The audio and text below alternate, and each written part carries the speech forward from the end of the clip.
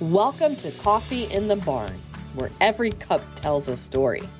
With a rotating lineup of hosts, we invite you to join us as we explore the diverse challenges and triumphs of modern life and the heart of agriculture. From the fields to the classroom, from innovators to everyday visionaries, each episode brings a fresh perspective and a new voice. So brew yourself a cup of coffee, settle in, and let's uncover the stories that shape our lives, our farms, and our communities. Welcome back to this week's episode of Coffee in the Barn with Casey and Morgan. Today we have Mark Ghaffori, who works with trade shows and exhibitions. And could you tell us a little bit more about yourself and what you do, Mark? Yeah, so I have worked in trade show industry specifically as a general service contractor with trade show organizers over the last 14, 15 years. So every industry sector, every vertical that's out there, I've worked with it from heavy to light industrial to religious shows to tech to finance, you name it. I've helped to put some of those in and done some creative stuff with those guys. Have you ever done any tractor shows? I have actually. Case New Holland was a client of ours that we would do their event every. They didn't have an annual. It was like every 3-ish years that they would kind of throw something together. So that was always a fun one. Well, that's cool. And we should also tell the audience you are related by marriage to Tracy Snyder. So that's true.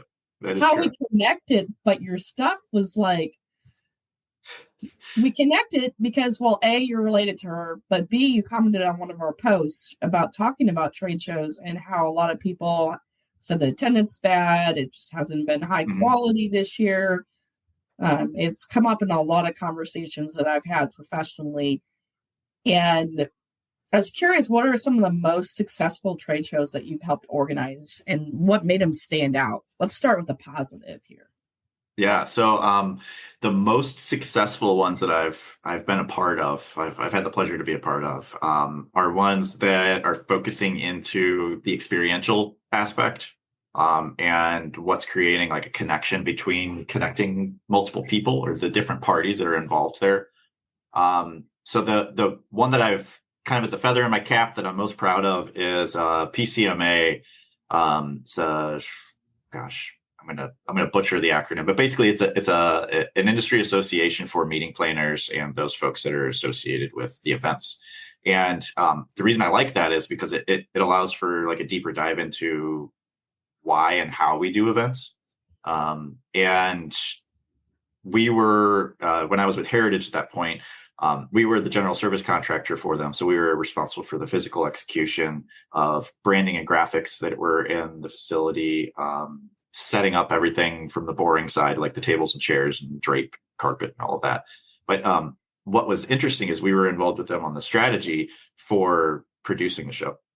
So it was where and how the sessions were taking place in the facility, where the expo hall, which they don't call an expo hall, it's the district there, and the booths, which they don't call booths, they're activations, how they all interacted with each other and how it fed in the facility between the general sessions, the breakout sessions, the expo space, and everything in between.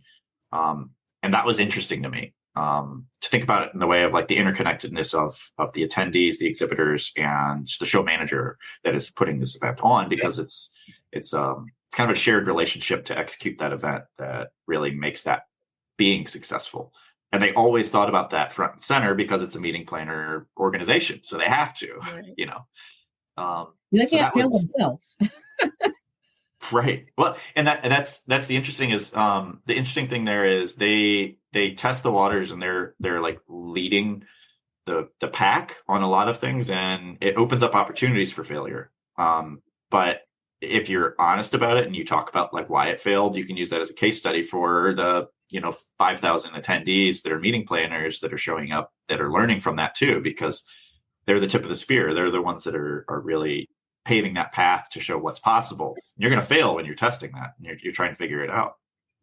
Now, obviously, you don't want to fail on the entire thing, but you want to pick those moments and pick those opportunities when you can choose to fail if you really have to. But I would say those moments were reduced and minimized across the board to not have something that was really a detractor or adding a bump or a friction point for that overall experience that folks were having there. So as Casey and I exhibit at a lot of different animal science meetings over the year, World Pork, Iowa Pork, Minnesota Pork, whatnot.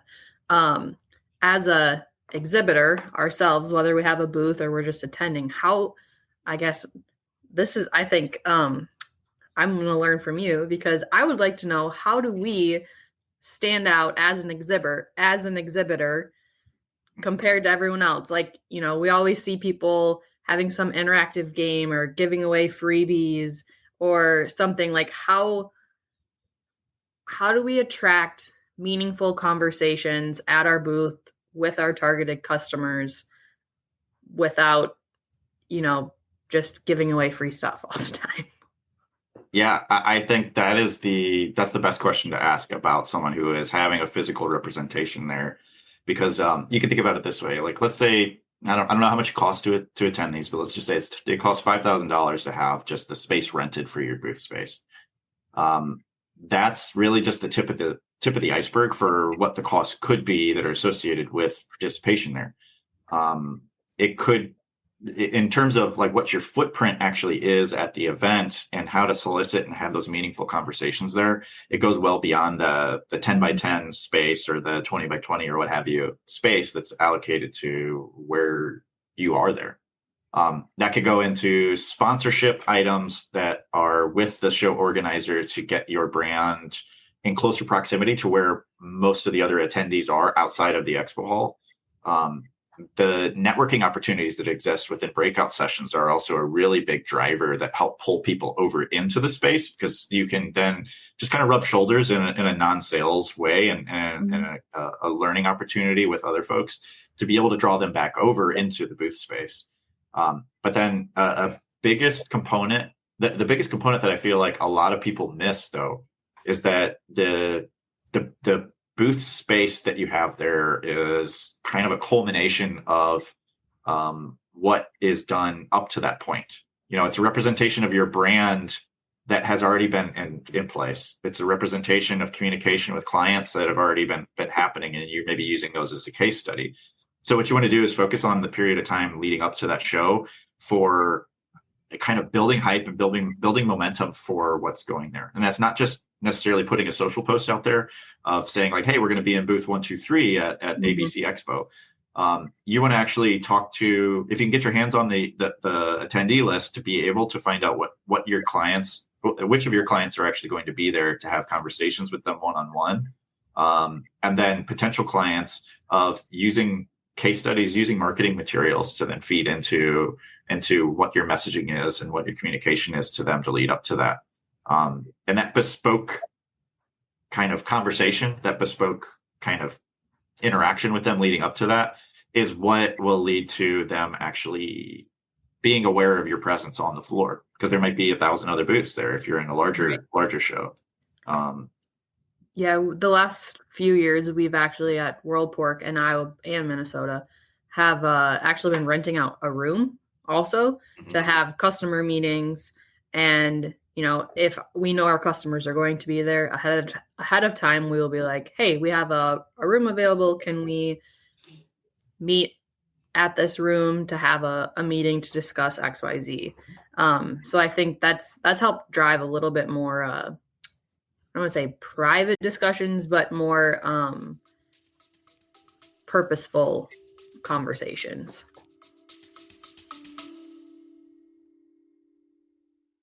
What's better than a great cup of coffee?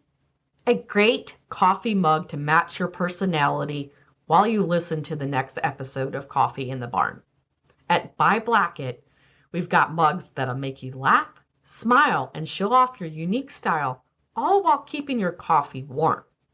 Whether you're into heartwarming messages or hilarious designs, there's something for everyone. Plus, every purchase supports Coffee in the Barn and helps us keep bringing you the content you love. So grab your next favorite mug today. Visit buyblacket.com/animistic and use the promo code animistic for exclusive deals. Let's type that out because there's 2 T's in this. So the website again is www.buyblacket.com/ANIMISTIC. Buy Blacket. Funny mugs, unique vibes, and you're supporting your favorite podcast. I would say that's 100% spot on. To book appointments and to book those scheduled conversations is extremely important before you actually get there. Because like if you think about a busy show program that's jam packed with sessions, you're running from one place to the other, and that's a lot of times they put food and coffee in the hallways because you're just grabbing it and running to the next thing. So as much as you can plan out ahead of time, and maybe it's just me, but like I struggle with the entirety of the agenda and being able to just do it on the fly. As much as I can have a conversation like this on the fly, I when I'm on show site, there's a lost opportunity of not going to the right session, not being in the right place to be able to talk to the right people. That if you plan that out methodically and have those appointments scheduled ahead of time, people can plan their day and plan what they should be doing. And same thing for the team that's representing the company in that space too. Mm-hmm. Oh, wow. I feel totally different because I hate to go to shows with a planned agenda because I miss the authentic connections of people. Because if I have a planned meeting, I don't want to say to somebody, I'm sorry, I can't talk to you right now. I have to get to this meeting at 11:10. And I mean, I had to do that. I sacrificed my bathroom break this week because I was chairing a session. I'm like, I'm not looking at my clock because I want to not talk to you, but I have to be back because I'm the chair. And, I don't like to have that agenda. I had to cut, even at IPPE this year, I had booked appointments in specific spots. So I used one of my customers' booths to meet at. I mean, I was literally 5 minutes late and he left because, and he was upset because of the culture of where he comes from. And I'm like, you can't give somebody 5 minutes grace when I'm running across a gigantic expo hall to get there. And so that kind of irritated me for the fact that there's no flexibility for people in that sense. And I'm like, well, fine, I'll just say, come find me. I don't know. Well, I think that's the thing though, is when you're trying to get to an appointment or a specific time of, okay, I need to be here at this time. That's when you run into the people that you want to talk to on your way there. And it just always happens that way. And what I would suggest is like, if you can think about it this way, is like the agenda has like anchor points of things that like have to happen while you're there. And what I would suggest is once you've established what those anchor points are, you can then manage to have meetings around those anchor points and say like, hey, I'm going to be over in this session room. Why don't you meet me outside of that session room at X time? And if it doesn't work for them because they're somewhere else, then you kind of have that conversation to meet in the middle and you say like, hey, I might be late if that's the case. But I think there's so much truth to what you said there though, Casey, because it is hard to actually, like, you're having a really good deep conversation with somebody and then sessions are popping up or something else is pulling your attention and trying to split you in two. And that's where a challenge comes in, especially for folks that are both exhibiting and going to present on stage, that are then also going for education. It's really difficult to split yourself like that across the board. And that's where, like, I look at the show organizer of them having the responsibility to make sure that people have the ability to actually do things appropriately. And that's where I lean into that experience factor of the customer journey being the attendee, the exhibitor, or whoever that they look at throughout the entirety of that conference to see what is actually most conducive to them viewing the best and being the best and having the best experience in that interaction. Because you could shut down the trade show floor and have sessions going live at this point in time. So that way you don't have to split staff. You don't have to split the need to be able to have somebody always in this space over here to then also service this over here. It doubles your staff needs if that's the case. And some people may actually need to be over in the other areas, and it just creates a difficulty there. But I get it. There's a time constraint. You can't have the hall. You can't all be there for a week straight to be able to get every single thing done. And that's the nature of events sometimes is you walk away tired because you maybe only slept 4 hours a night for 4 or 5 days straight. And you come back sick because you're trying to maximize every amount of time and every single thing that's there. I don't know. I like that aspect of it too, because it's kind of fun. It's the adrenaline rush of being on show site. Well, at IPP this year, I thought we had some really fun engagement that came over. So I partnered with Profile Animal Health, one of my clients, and we did a quiz bowl. And then we did live podcast interviews at their booth. And we brought a different set of people to interact with them than normal. Obviously, yes, Morgan, we gave away prizes for the winners, but it's really fun to get people to come to the booth and engage. So kind of in that mind is how can you create more of an interactive and memorable booth experience to get people to want to come see you, even if they don't know you, right?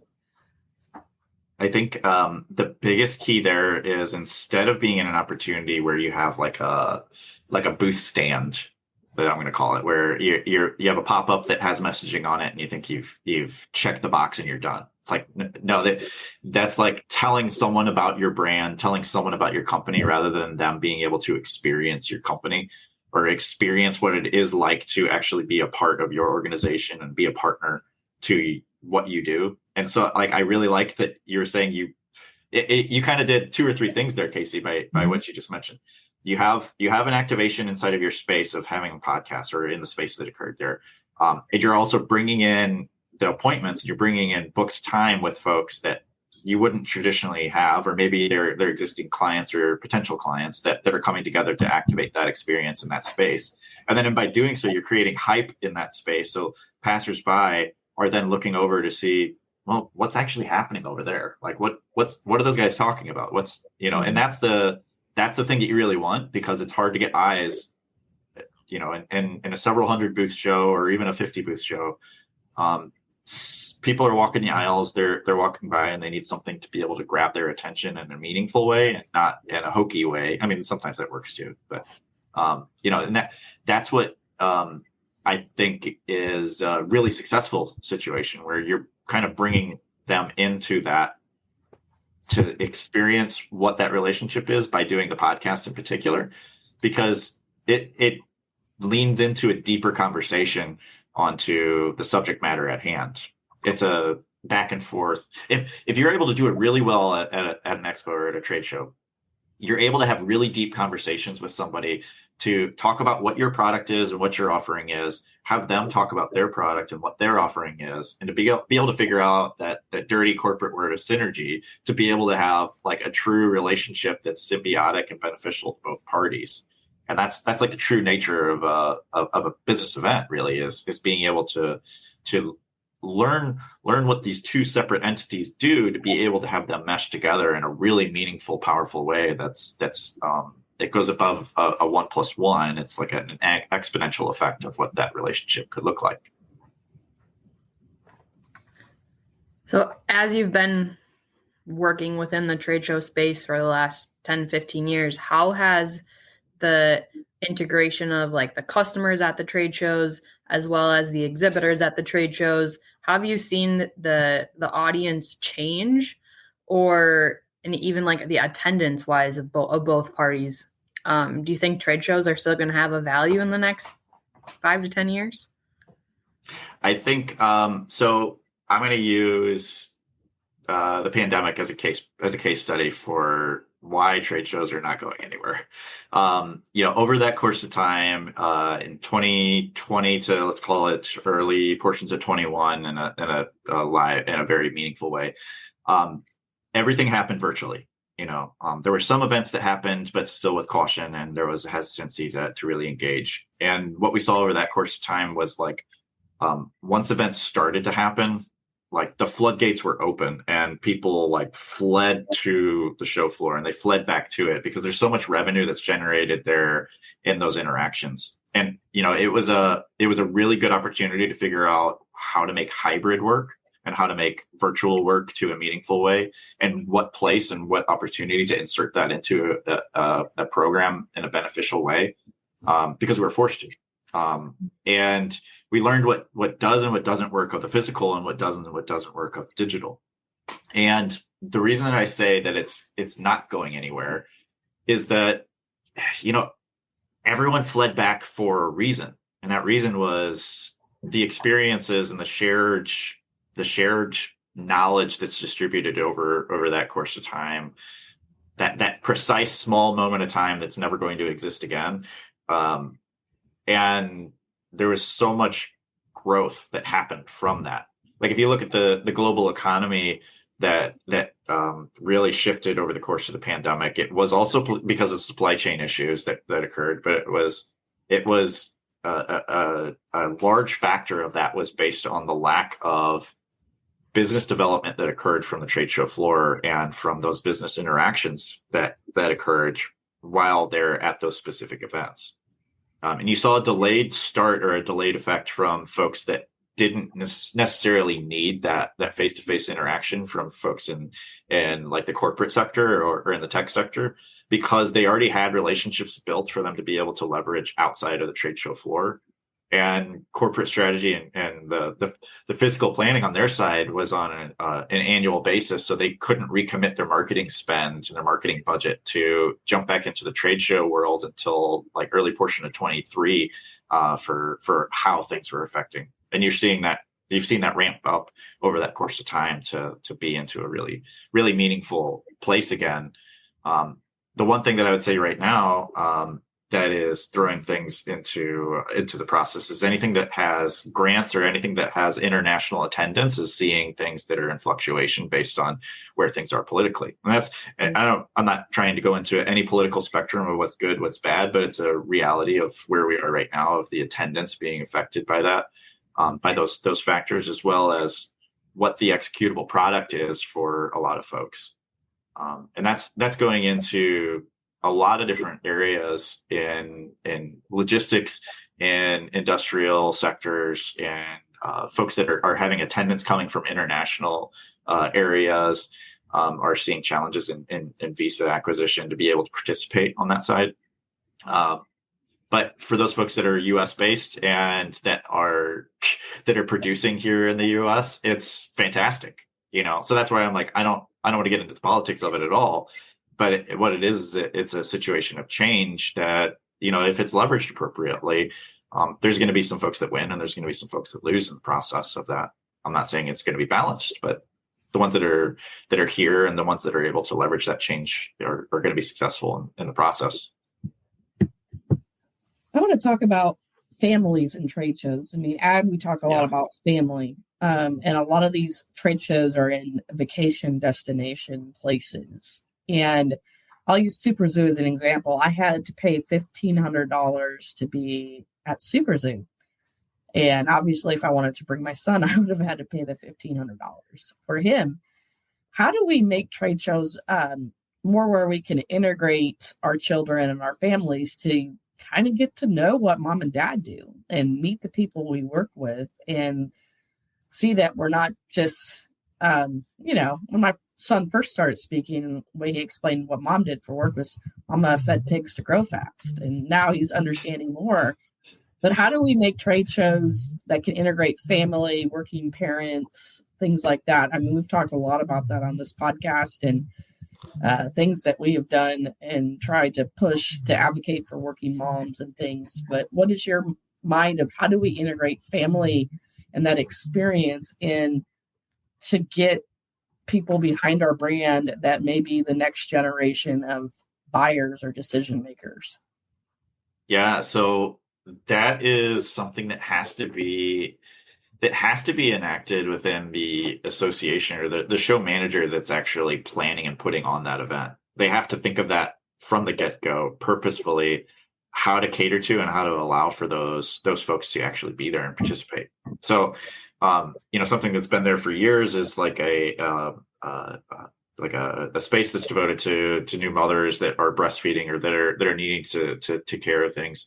There's little pods that you can rent to plop down onto a trade show floor in those spaces of high activity, so they don't have to walk maybe all the way, a quarter mile back over to the other side of the facility to do that. There's also like family spaces or family rooms that can be established to not necessarily drop off your kids, but to be able to go there and decompress for a little bit and spend some time in a quiet space to be able to actually be okay in that situation, to have kids and have family participate in the trade show. It's a lot easier. Breakout sessions, that's no other story, because there's room for distractions to occur on that side. That's a little bit harder to manage. But what can be done is programmatic elements like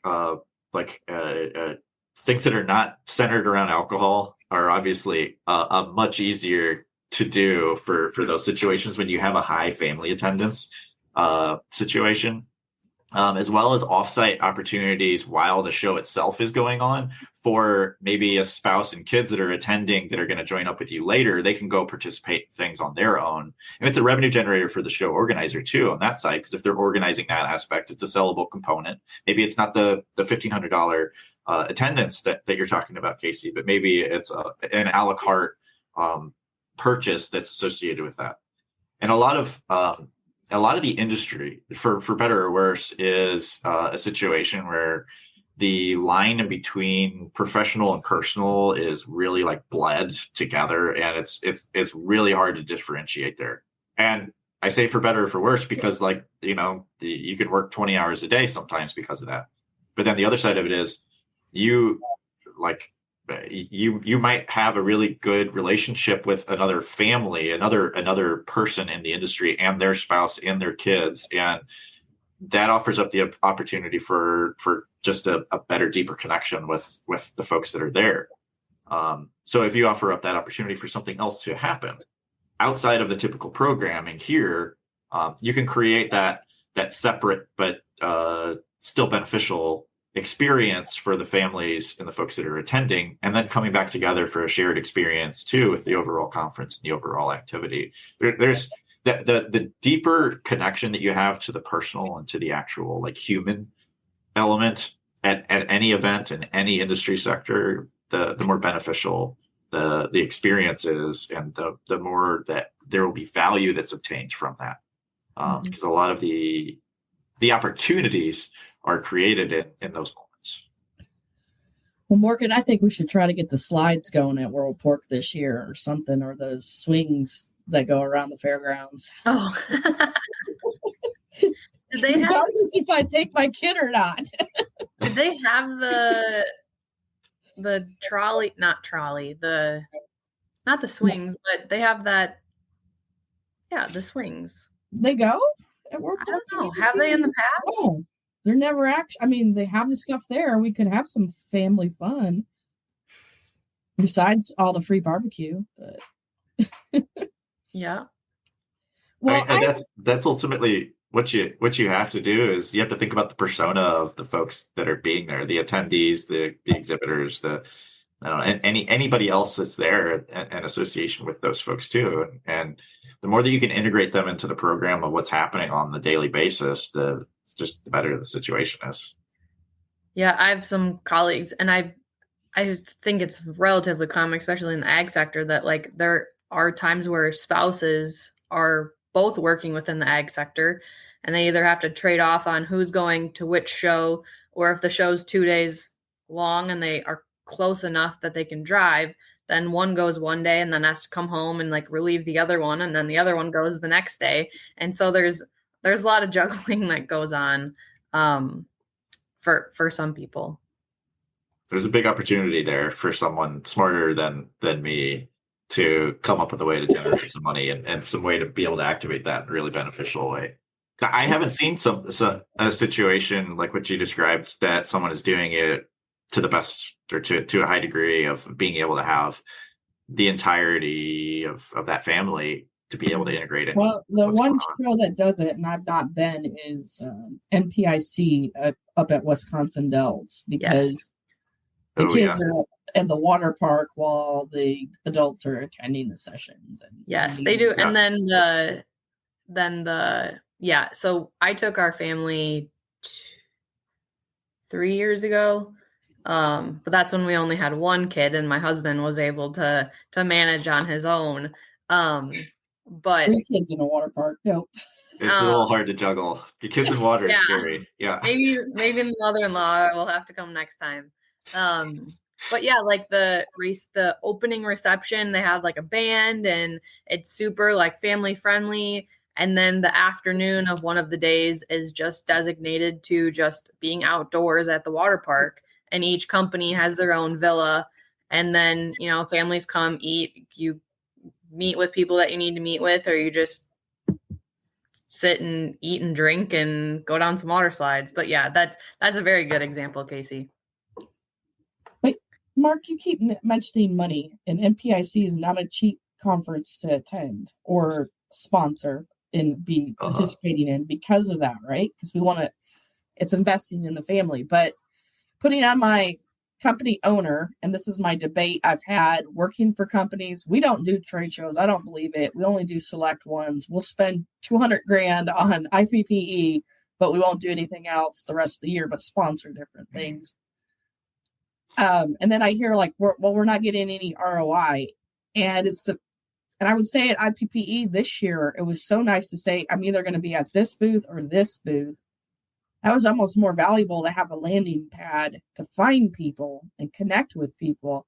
But what's some strategies exhibitors can do to get the best return on investment from trade shows? Because you mentioned pre, and I'm sure there's some post and, during, like, what is your mind of, and how do you look at ROI? Like next 12-month sales cycle, how do you look at that investment over time? So that's actually an extremely hard thing to track down because it changes for every industry, for every company, and for every strategy that folks are doing. I'm not trying to give that blanket statement to give myself buyout here, but it's difficult to be able to tie down. And honestly, so I left the industry for a short period of time, for 6-7 months, and went to a digital marketing agency. This will tie back in, I promise. Just bear with me. The thing that really attracted me to that was that the agency had a direct tie to ROI based on the work that was being done, and I really liked that because their customer base were small and medium sized businesses, and the ability to impact those businesses, the local communities that they supported, and everyone else that was supported from them, like their customers, the employees, and everyone would see a benefit from that service offering. So it was like a very black and white. You do this, and you see this. With trade shows, it's not so much. With business events, it's not so much because you have to really track of like where your customer base is, where your audience is, and you can think about it this way. You can track all of your expenses and all of your time that's allocated towards let's call it marketing, which is what trade shows are in the end. And put that into a spreadsheet that's top to bottom. You can allocate costs in a column that's associated with that, and you can allocate time that's committed to that in a general degree. But if you're not actually tracking where those things are in the marketing funnel itself, like you might be spending a tremendous amount of time at trying to secure leads or trying to secure your audience way, way high up in that funnel when they don't really know who you are and they're just learning about your brand.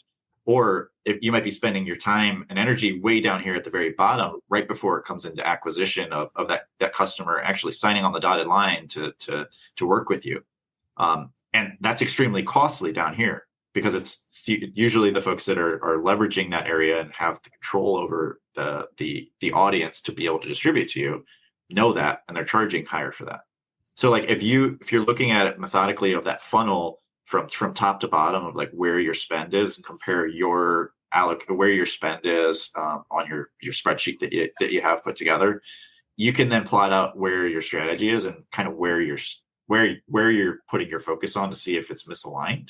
And then you can also go in and refine that to see if maybe there needs to be some additional adjustment. And the way that you can think about that is, instead of looking at it as a pure ROI, you can think about what the progression is between those different phases to be able to measure success instead of a pure ROI, because showing up on a trade show one year might put your brand in front of someone else, or might put your company in front of someone else.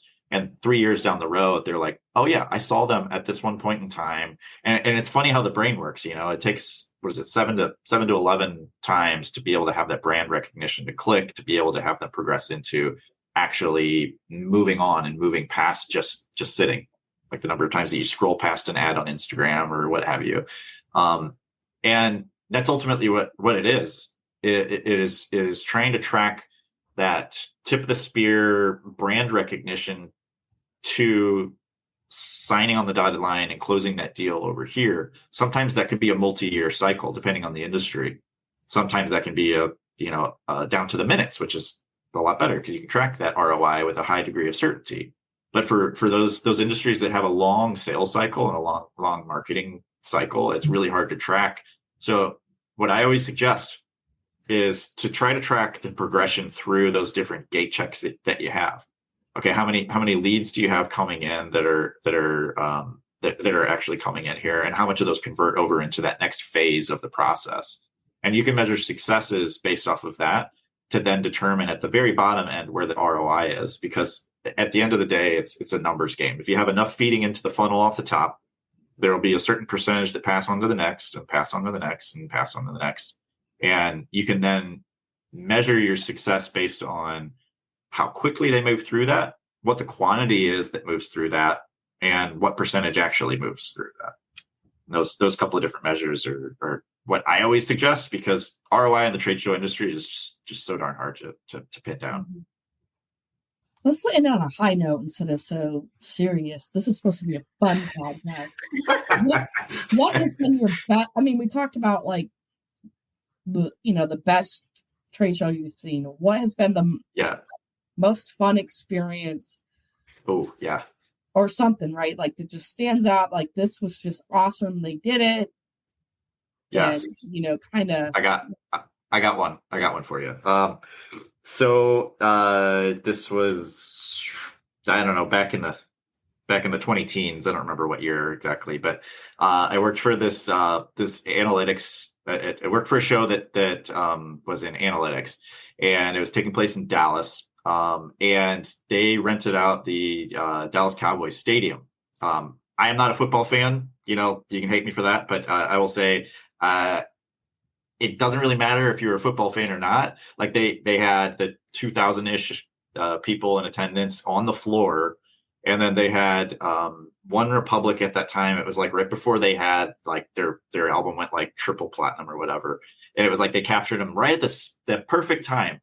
And they had a stage on the field.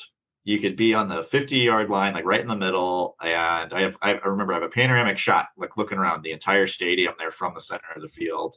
And just being in that crowd, being a part of that with like 2,000 people, I was like, 5 feet away from the stage with that amount of people. There's easy ability to get close. It was just like such a lasting, fun experience.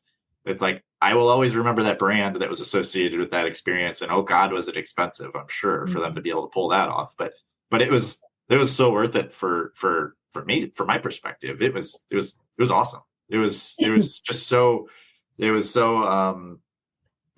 fun, being there on the field, being there with the group that was there at that point in time. It was one of the funner experiences that I've had. Well, I think, you mentioned that that specific trade show was in Dallas at the Cowboy Stadium. I feel like just even the venue and the location of where the shows are at as well plays into a big part into even if people want to even go. Can you talk a little bit more on like what makes the perfect trade show city? So or event center? So this is a dirty conversation that destination management organizations don't want to talk about, but I am not a DMO, so I can talk about that. There's a very real challenge of destinations in being able to be categorized into certain levels of priority. There are some cities that are just more attractive based on the nature of that city. They've got some special sauce, like people go to Nashville because Nashville's fun. They've got Broadway, they've got music, they've got so much.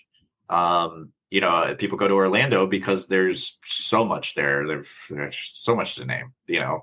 Las Vegas is a different scene and a different element. And those different cities offer different things. And nothing kills an attendance more than going into a location where it doesn't match with the personality of the attendee persona and the clients and customers who want to be there. So like looking at it from a perspective of like, what do people want to do? What are the interests of the folks that are there? And I'm not saying that there's not something that you could find in any of the locations. And I'll say I love all cities that are out there. I've always found something that's awesome within every one of those places. But some of those that are a little bit more than some of the others. So I don't know if that answered your question or not, but I think it's hard. It's really hard to say what it is within those cities that makes them special for what they are. Some of them have their like kitschy things, like Phoenix has cactuses that they always market, and you always see a guitar in Nashville at shows, and in Denver you always see mountains in the graphics and everything is produced there, and they lean into that. But there's some things that are specific to those markets that kind of create that little magic for them. That are unique to locations, and some of them attract and draw more than others do. And I just point out, so I've done a lot of technical event planning, especially at AB Vista, a little bit. Iowa Pork, we want to have it in Des Moines because that's easy for our audience to get to, and it's kind of really important, the type of audience, right? But so 2 really successful events that we hosted to do a technical seminar. I had it out in Vegas because they were looking at Orlando and different places. I said, why not Vegas? We can do this. We rented the Stratosphere, and we did, like, some people did the bungee jumping. And so we integrated the locations activities. What I hate is I've been to a lot of trade shows or meetings, and I go to awesome cities, but I don't ever get to see it. I see the conference room and the hotel. Yeah. And and AB Vista did one in Chicago. We went up to Sears Tower. We integrated the city and the experience of that city into what we did. And I've had team meetings, in Amsterdam. We took one of our dinners was on a boat tour in the canals. So I think that's, in my mind, Morgan's more integrating that unique perspective of that destination into the meeting or trade show event itself. So people actually get to experience it, because there's reasons to have regional shows for family. People who work on farms can't go. But if I'm going to take a vacation and go, I think integrating that city's charm or activities into the event is absolutely critical. Mm-hmm. And your ally to be able to execute something like that from an exhibitor side, from a show manager side, is going to be a representative from that local city's convention and visitors bureau. There's a convention and visitors bureau in almost every city that has trade shows, and their whole job is to make sure that the experience of folks that come there is fantastic. So like they welcome those conversations of, where do I go? I'm looking to do something that's unique and fun, and I want to integrate my team. And they'll have that back and forth conversation to figure out like what it is that makes up your group and what they're into, what they're not into, and be able to steer you onto a path. Because especially for the folks that are like traveling and doing road shows or doing to going to different locations, it can be hard unless you've been in that spot several times. And even if you have, to what you said, like you may not have had the chance to actually break out and see the city. And see that area to a high degree. But those folks that are in the Convention and Visitors Bureau, they live and breathe that. They know all of the new shops, the new restaurants, and the new places that are all opening up 6 months down the road when your event is just hitting the ground. And also the ones that are like the maybe overly hyped and busy, and your team would be struggling with getting into there. They'll be able to talk to those things to a higher degree. Oh yeah, we definitely utilize those in our planning, but it's more the regional shows that I think a lot of people have talked about. We can use this week's example. We're recording after Midwest Animal Science. everybody was so happy to have it at Omaha because the way the convention center set up with the Hilton and the bar area and the layout made it so much easier to interact and network that's why we liked the venue. It's not really the city or the location. It was the ability to have that experience with each other. But then we go to these regional pork shows where they say a lot of people's not at. And to me, we see we don't have foreign managers coming, and it's that experience or creating an atmosphere or a value that would bring them back to come, a reason to want to come. I mean, people are not just keeping them out because of the excuses we give it. If there is something really valuable for their employees to learn at these shows, they would be sending their employees. And so I think that's where we're at as an industry, is how do we make all these shows valuable to the original target audience that we created these venues for. Well, I think you're onto something there, because what can happen over the course of time of putting on the shows, so they can fall into what I call a Sally category, same as last year. And sometimes as a meeting planner, a show organizer, contractor, or what have you, you can fall into that sticky situation of, well, this worked last time, so we're just going to redo that again this time. And it doesn't always work that way. There's some statistic out there that says you should be changing, it's either 40% or 60%, I can't remember. 40 or 60% of your program, that's a big difference. But you should change that amount of your program to be able to have it have new life and new breath from a year to year, from event to event. And having a core aspect of that, though, is really important to be able to retain an identity of what it is that's actually driving folks there, and making sure that stays true and that stays in the interaction throughout is really what's important, because that can be something that really magnetizes folks to that event, or it could be something that repels folks, and that could be beneficial because it then removes the folks that are not actually there for the core purpose that's driving that event and that function. And that's a really important factor, is making sure that core aspect is retained, and it's really showing through and what the programmatic elements are throughout the whole life of that organization and those events. Well, we've talked a long time, and I have one more question to fill in. This is going to be a longer episode, so bear with me, audience. We've talked about event planning, exhibitors. How can an attendee make a trade show very valuable to them? From my perspective, being open to, I would say, walking into it with not really any predisposed expectations, and that sounds overly broad and I don't know, like cheesy, but honestly, that's what it is. I've had many situations where I walk into a conversation where I'm like, okay, this guy's just going to sell me. He's going to lay it on. But then I get there, and after 5 minutes, we talk about family, we talk about what we do for fun, and then I figure out actually, there's actually a connection here of something that's really valuable. And not to say that I haven't walked into those situations and that has panned out the way that I thought that it was, but the majority of them have not. And because I was open to having the conversation, and I did shake the hand, and I did have those opportunities present themselves in that way. I didn't say no. I continued through, and I followed through with that. And then the other thing that I would say is there's a tendency to go back to the room and try to get work done, because it's always there and the inbox is always stacking up, and there's things that need to be, a call that needs to be made or what have you. But I would say don't. Let those sit and handle those in chunked time to be able to make sure that you're prioritizing the here and the now, and why you're on boots in the ground. Like, you committed a lot of money and time to be there. So commit that. Don't split your focus. Keep it as much as you can in that moment as you can to be able to participate actively into what's actually happening around you. If you're doing those two things, then you'll be pretty successful from that side. It's overly broad, but I think that is something that has shown time and time again, for me at least, what can be done beneficially there.